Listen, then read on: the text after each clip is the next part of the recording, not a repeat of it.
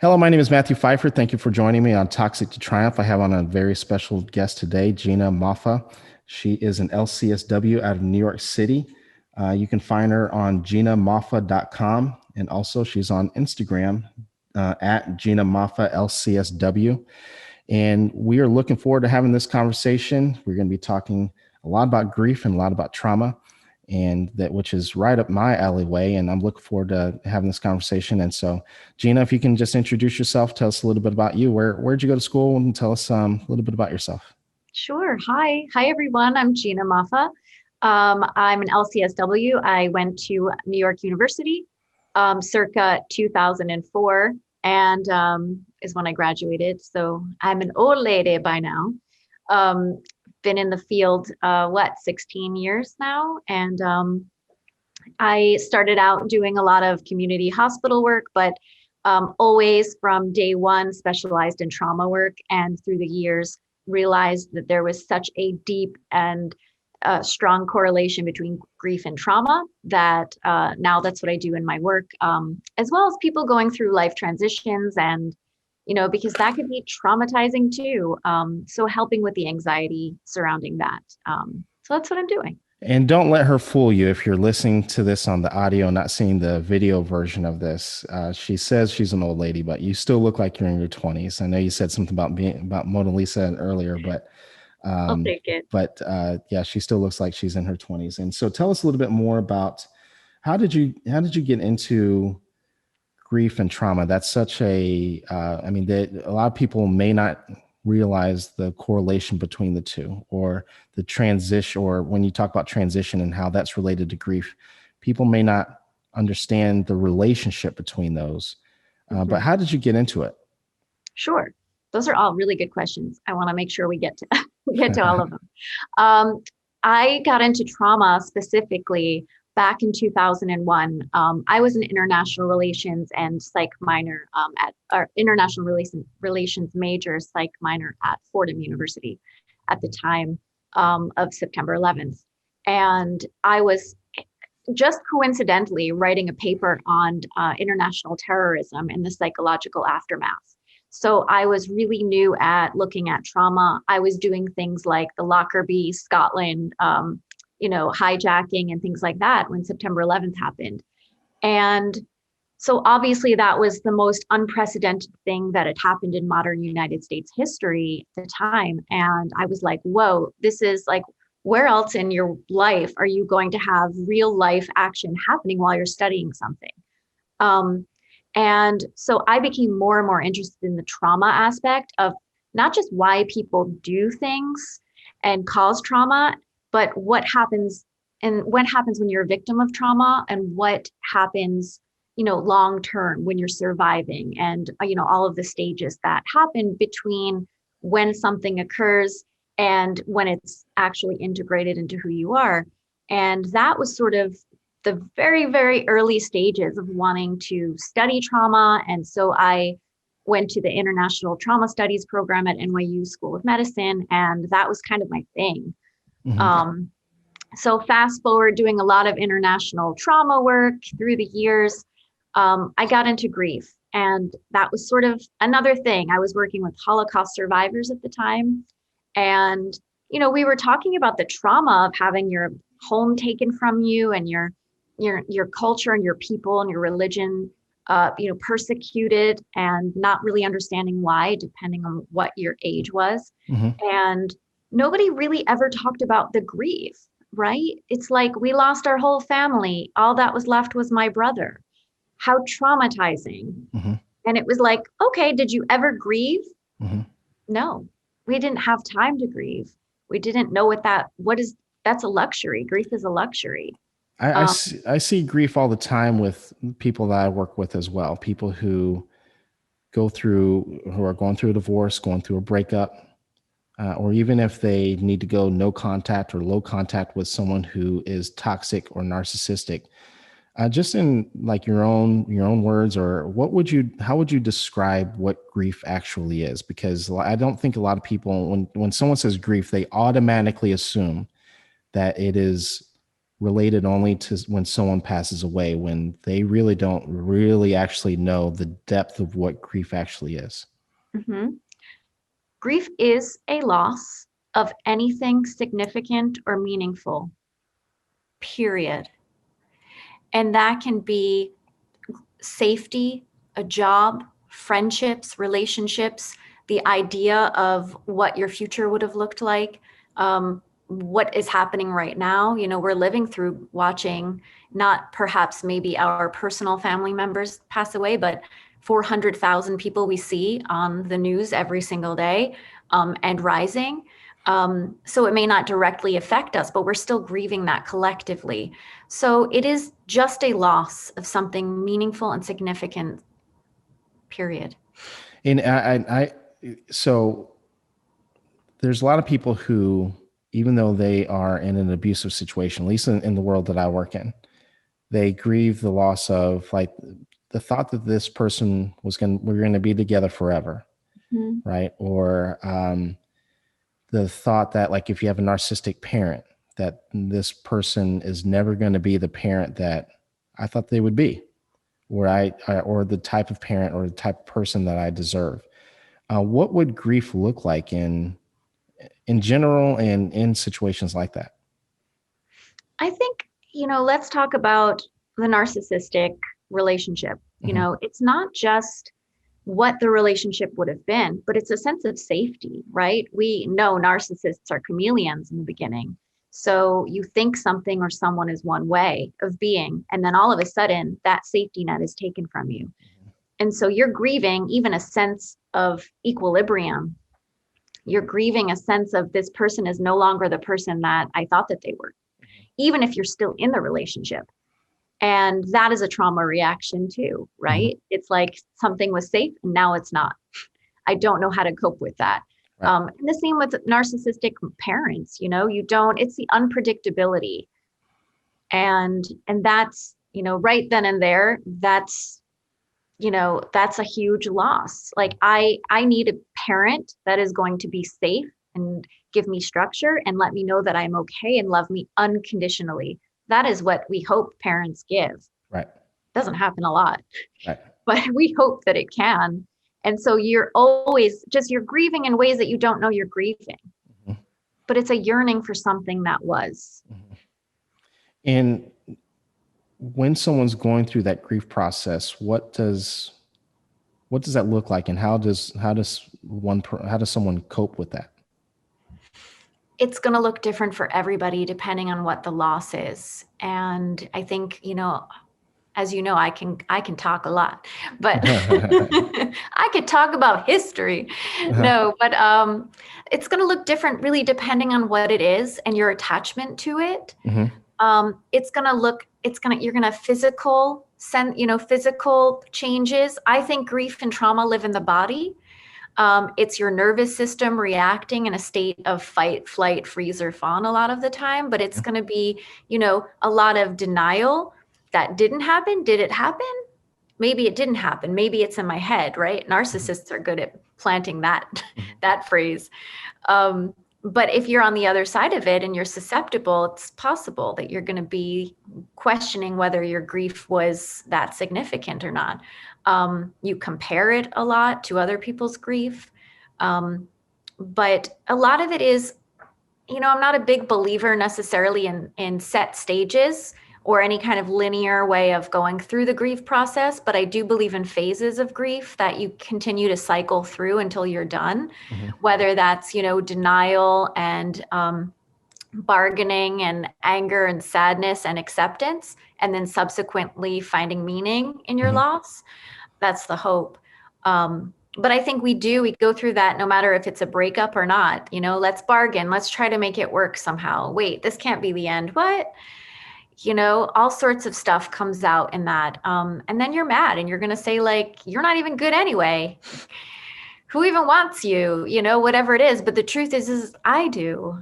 And I need this, or so I think. And how do you know when those stages are done? Those phases are done. Like, how do you know that you've come to the conclusion of your grief process? Is it ever done?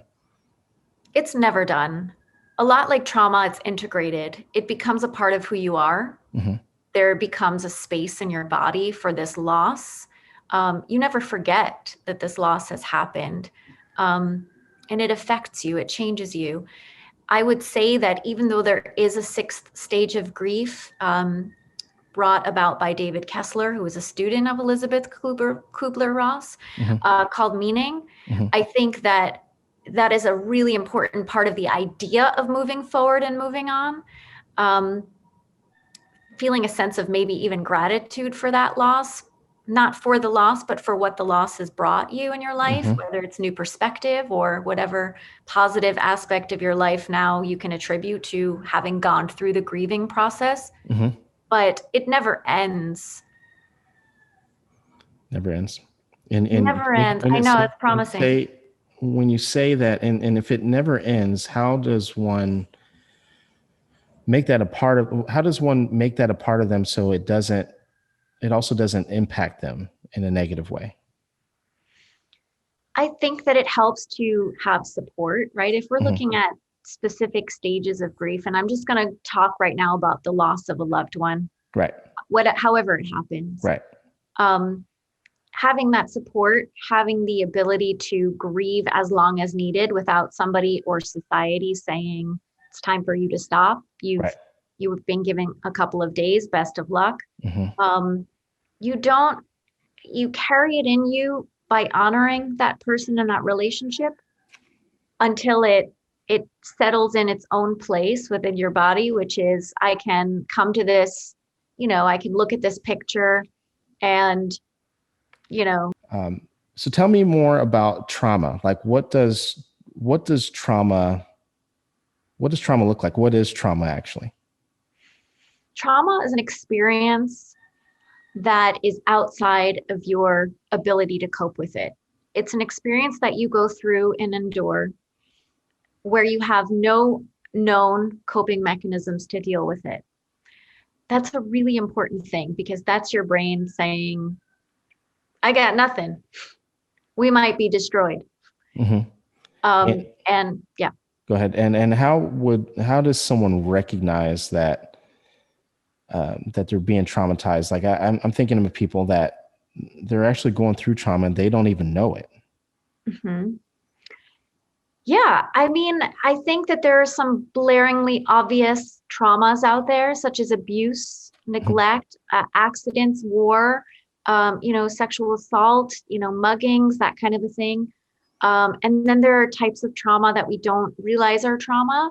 COVID-19 has been a trauma, Mhm. something where we have had an unprecedented event happen to all of us outside of the ability within us to cope with or have resources for, Mhm. including our government and our leadership. So, for them, it was we were all learning it as we went along, trying to survive. But it was incredibly traumatizing, and I don't know that people see this pandemic as a trauma or as a grief, Mhm. um, but it's riddled with trauma and grief, and we're still going through it now.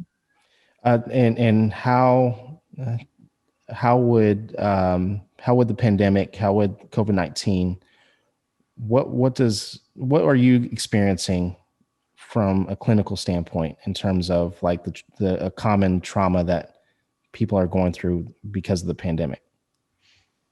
Sure. I mean, I don't know necessarily that it's a specific trauma outside of perhaps, either people have lost a relative, they've been sick, they've been maybe a long hauler, where there's really unpredictable symptoms that come out of nowhere, that terrorize them in a way, or it's this, the threat of loss that we could have around any turn. All of us at any moment could lose somebody. Um, it's the idea that most of our jobs are really still unstable. Paychecks are still unstable. The idea that there's an end to this is uncertain. And I Mhm. think the idea of living in uncertainty is traumatic because there's nothing to prepare for. Mhm. There's no way to say, okay, so in 2 months, the entire country and world will be vaccinated and we will get back to our offices and life will resume as it always has. And look, you and I know that's not going to be the case, and Mm-hmm. it will never resume as it was. Mm-hmm. And so it's us trying to find a new way of being in the world, a new way of relating to people, a new way of looking at our lives, a new way of finding money and livelihoods. It's, it's holding on to our loved ones in ways that we hadn't before, perhaps. Um, and look, and that's the same as, you and I spoke earlier, is that it's grief. Yeah. We're scared, we're grieving something that is, you know, unknown. Mm-hmm. There's this invisible illness that came and killed people and took Mm-hmm. them away. How traumatizing is that? Right. And we're grieving that sense of safety because we Mm-hmm. don't have it anymore. There's so many things where, this trauma and grief are really tied in specifically now with our life during the pandemic, and how we try to get back to some sense of equilibrium that I don't know what that will look like. I don't know. How does trauma impact our everyday relationships? Maybe with our kids, maybe with we can even step outside of people who are abusive and narcissistic, but even just with people that we talk to on a regular basis, right? What does that look like? Depending on how you react to trauma, right? Mm-hmm. Depending on, if you have underlying mental illness or you have a history of trauma, again, it will look different for everyone with those specific variables in there.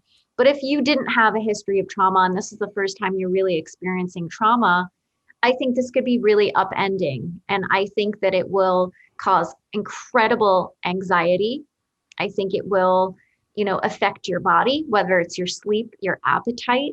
It will affect the anxiety that you have with regard to attachment, Mm-hmm. either being so focused and hyper attached to people or being scared that you'll lose them. So you will cut off the attachment.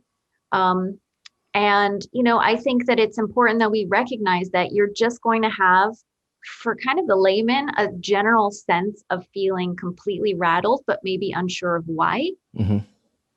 Just a sense of fear.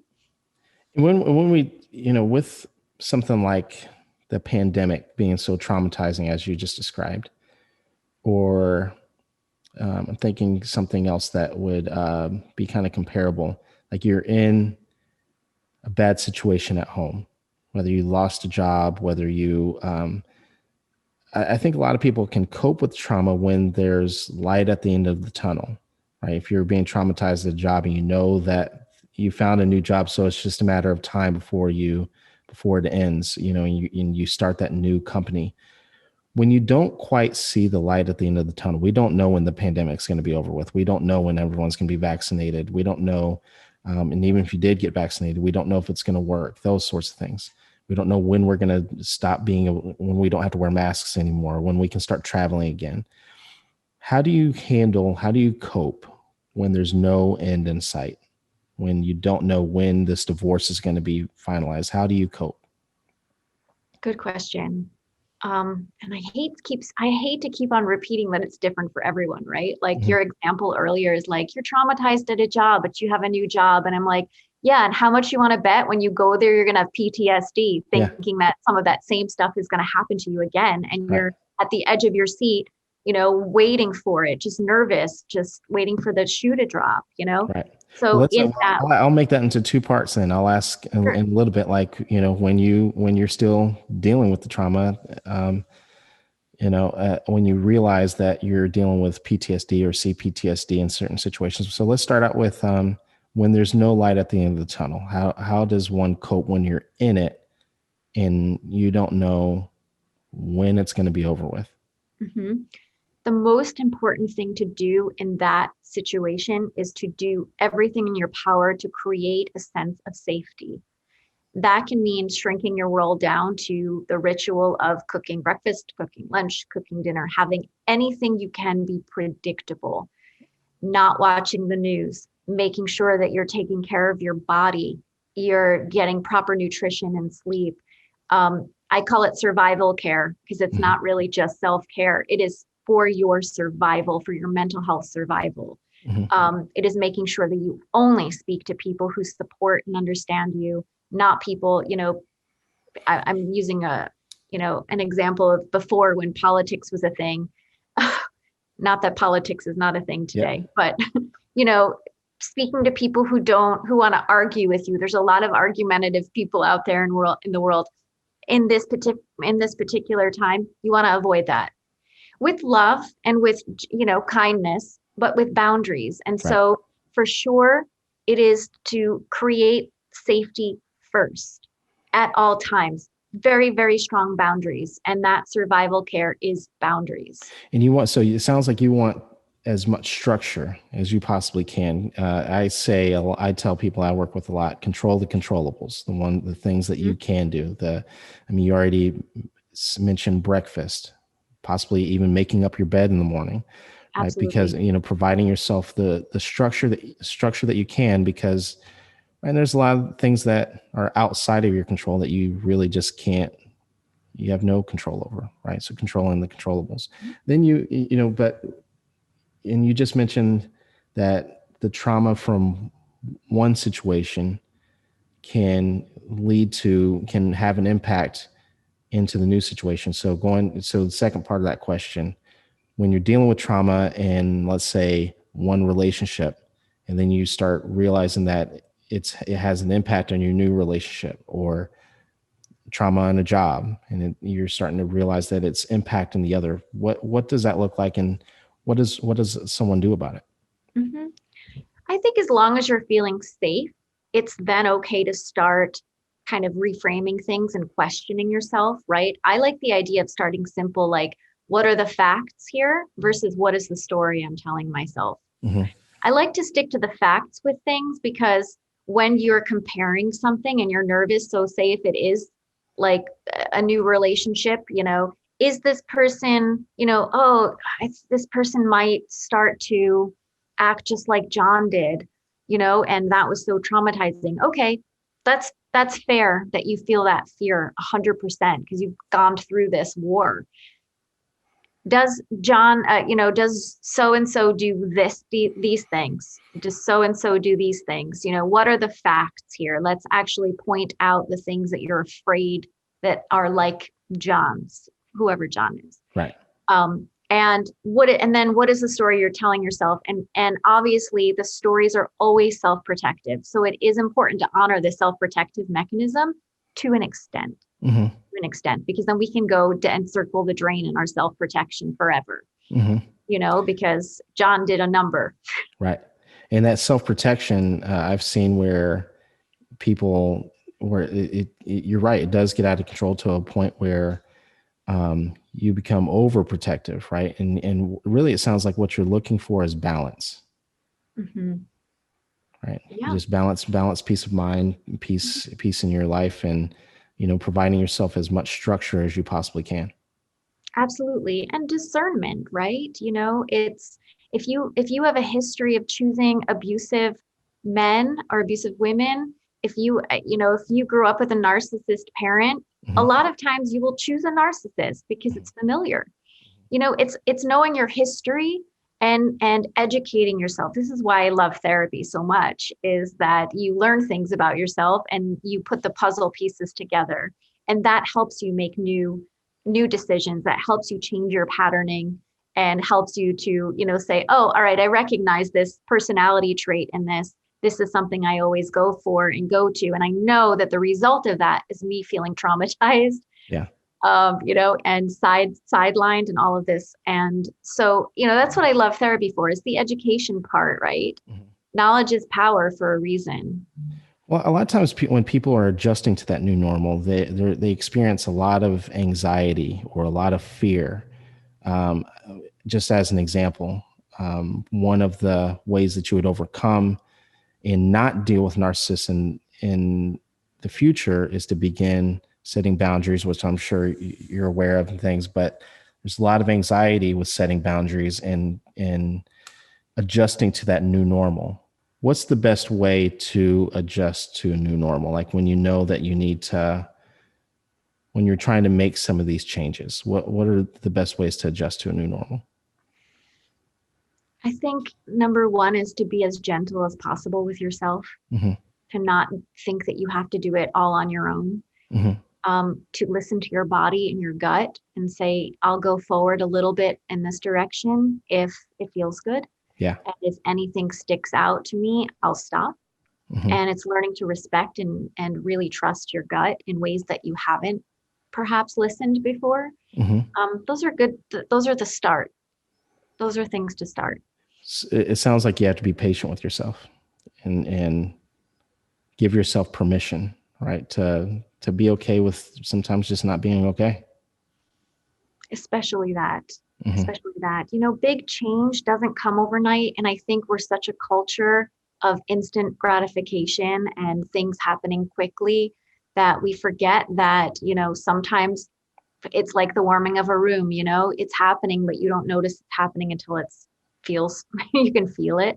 Hmm. And I like to think of therapy that way. But big changes are usually indicative of a really deep history of wounds that need Yeah. to be looked at, tended to, gently, gingerly explored, and it can be really grueling at times. And it sometimes can feel worse because you're now face to face with your own decisions too, Yeah. and some really painful things that have happened in your life.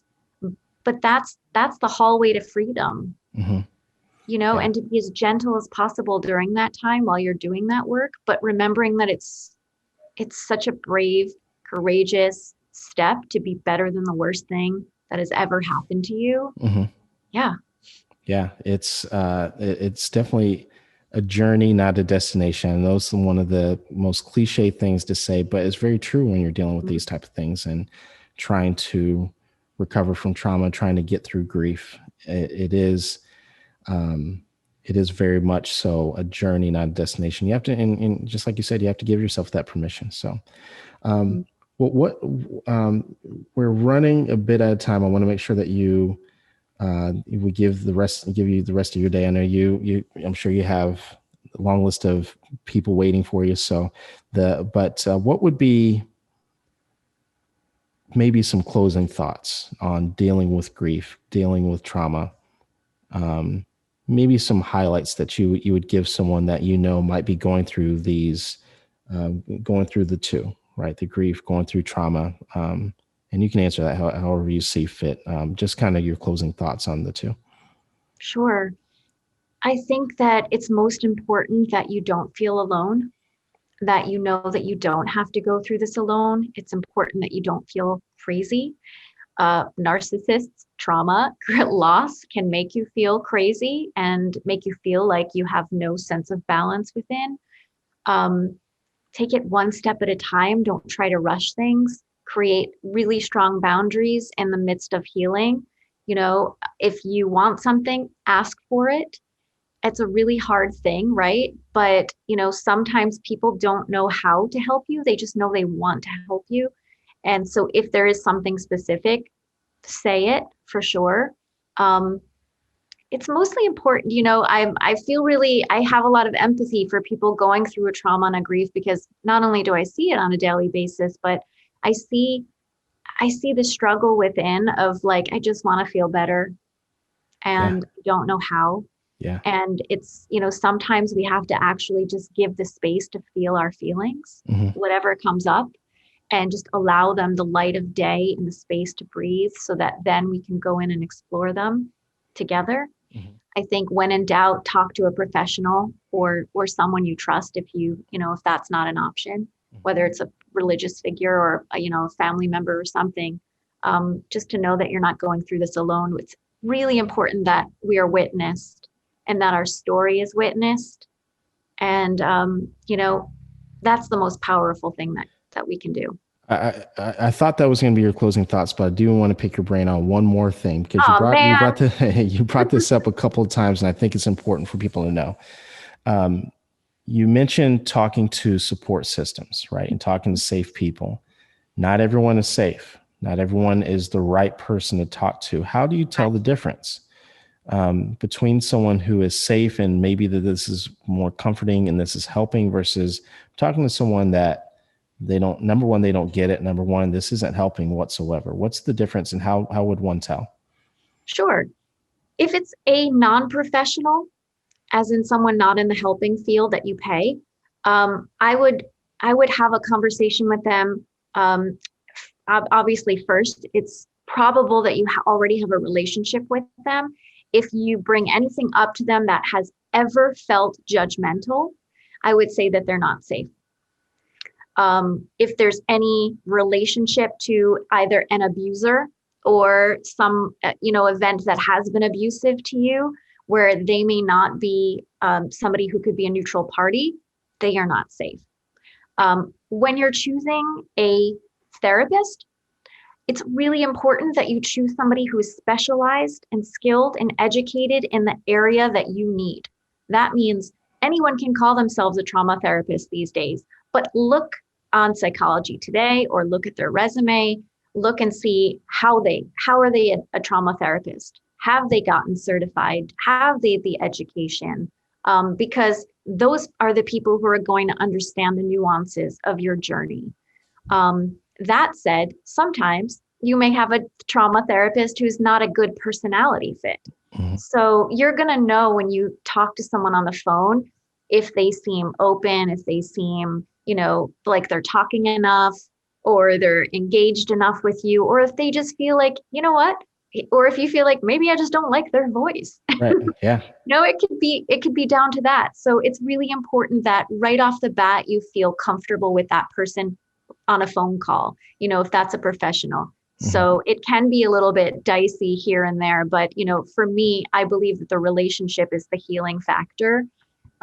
So I would say if somebody came to me and they didn't feel safe, then by all means, let's get you somebody else that maybe you're a better fit for, either, maybe culturally, racially, mm-hmm. Background, whatever it may be. It's most important that you feel safe, and that person is also qualified. That's absolutely perfect. I appreciate you coming on. You did a great job today. We all appreciate all the knowledge that you have given us today. And looking forward to having you on again at some point in time. Thank you for your time today. And ladies and gentlemen, this is Gina Moffa. You can find her at www.ginamoffa.com. She's also on Instagram, Gina Moffa LCSW. With that being said, thank you. You have a safe, wonderful rest of the day, and we will talk soon.